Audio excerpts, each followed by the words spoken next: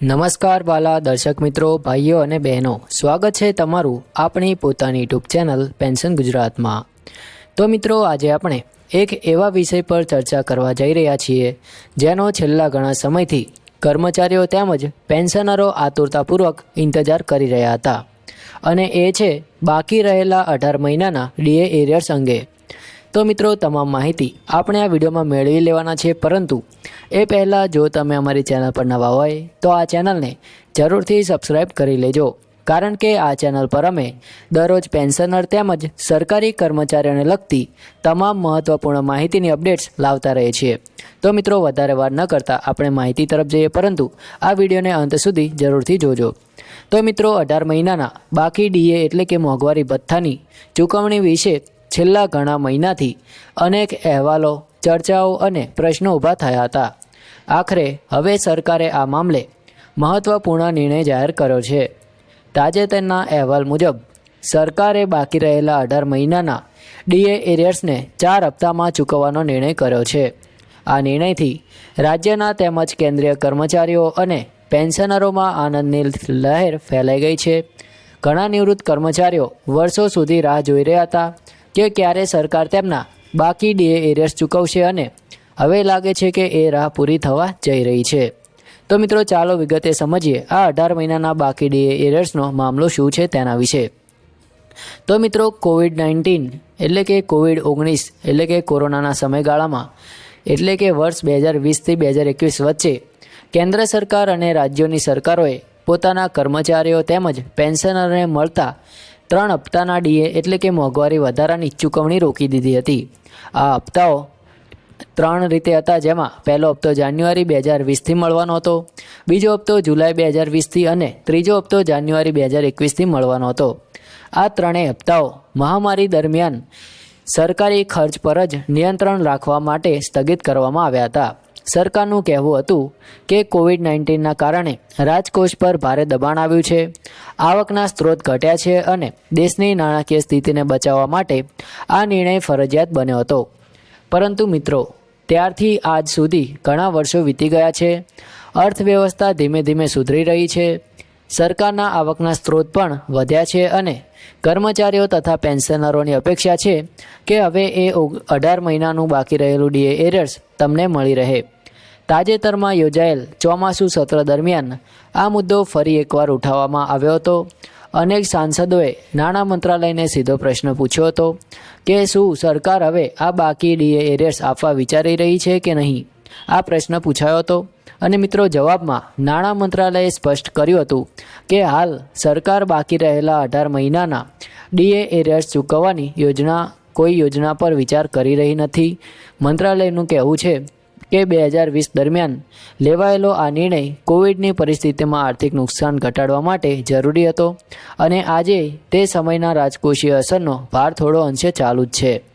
હવે મિત્રો, અહીં સમજવાની એક મહત્ત્વની વાત એ છે કે જ્યારે ડીએ વધારાના હપ્તા રોકી દેવામાં આવ્યા હતા, ત્યારે કર્મચારીઓ અને પેન્શનરોને તે સમય દરમિયાન અગાઉના દરે જ ડીએ મળતું રહ્યું હતું, પરંતુ હવે એ 3 વધારાના હપ્તાઓના એરિયર્સ એટલે કે બાકી રકમ હજી સુધી ચૂકવવામાં આવ્યા નથી। આ કારણસર ઘણા કર્મચારીઓના લાખો રૂપિયાનું બાકી ચૂકવણીનું હિસાબ બેસી ગયું છે। ઉદાહરણ તરીકે, જો કોઈ કર્મચારીની મૂળ પેન્શન અથવા પગાર 30,000 રૂપિયા હતો અને ડીએ 4%થી વધીને 17% થવાનું હતું, તો 18 મહિનાના સમયગાળામાં તે વધારાના 13%નો લાભ મળ્યો હોત। આ રીતે હિસાબ કરીએ તો સરેરાશ 60,000થી 1 લાખ રૂપિયા સુધીની બાકી રકમ ઘણા પેન્શનરોને મળવાની બાકી છે। હવે પ્રશ્ન એ છે કે સરકારે 4 હપ્તામાં ચૂકવણીની વાત કેવી રીતે કરી તેના વિશે સમજીએ મિત્રો। તો રાજ્યોમાં જેમ કે ગુજરાત સહિત કેટલાક રાજ્યોએ કેન્દ્રના પગલે પોતાના ડીએ એરિયર્સ ચૂકવવાનો પ્લાન તૈયાર કર્યો છે। રાજ્ય સરકારે જણાવ્યું છે કે કર્મચારીઓ અને પેન્શનરોના 18 મહિનાના બાકી ડીએ એરિયર્સ 4 સમાન હપ્તામાં ચૂકવવામાં આવશે।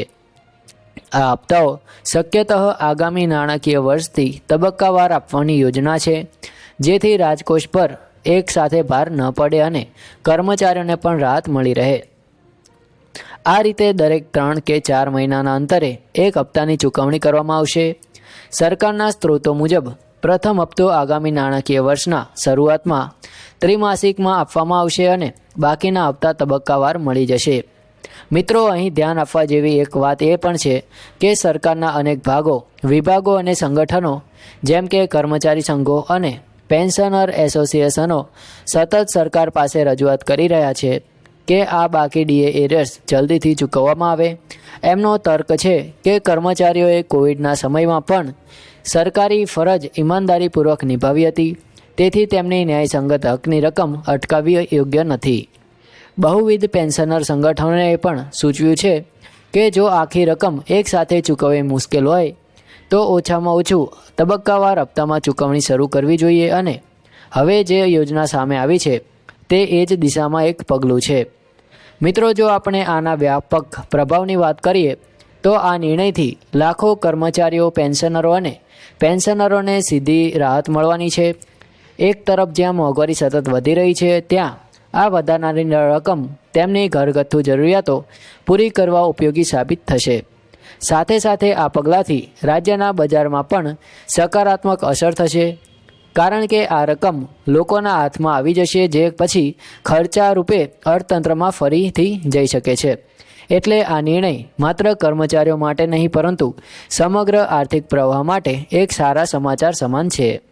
હવે મિત્રો, થોડું ભવિષ્યનું વિચારીએ તો જો રાજ્ય સરકારે આ યોજનાને 4 હપ્તામાં સફળતાપૂર્વક અમલમાં મૂકી તો શક્ય છે કે કેન્દ્ર સરકાર પર પણ દબાણ વધે કે તે પણ પોતાના કર્મચારીઓને આ પ્રકારની રાહત આપે.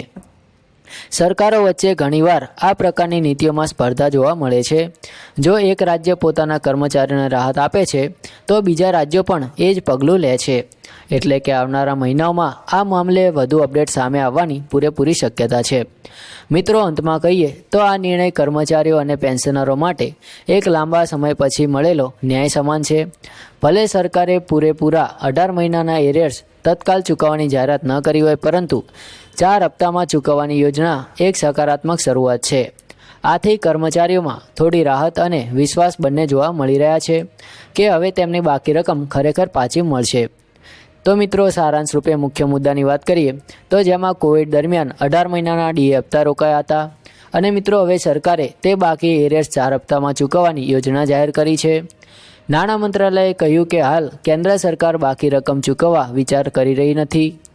રાજ્યોમાં ખાસ કરીને ગુજરાત જેવા રાજ્યોમાં હપ્તાવાર ચૂકવણીની તૈયારી શરૂ થઈ ગઈ છે.